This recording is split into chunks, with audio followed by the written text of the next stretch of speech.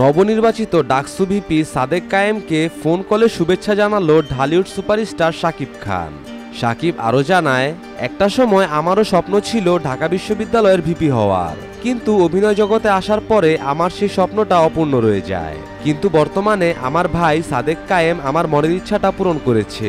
সে একজন যোগ্য নেতা, ভবিষ্যতে সে যুব সমাজকে অনেক দূরে এগিয়ে নিয়ে যাবে।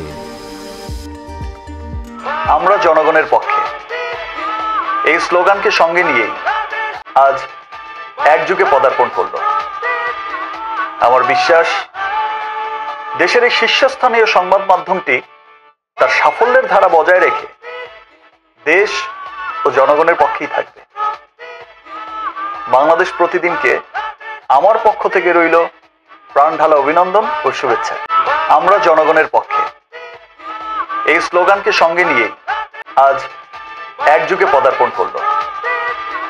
আমার বিশ্বাস, দেশের এই শীর্ষস্থানীয় সংবাদ মাধ্যমটি তার সাফল্যের ধারা বজায় রেখে দেশ ও জনগণের পক্ষেই থাকবে।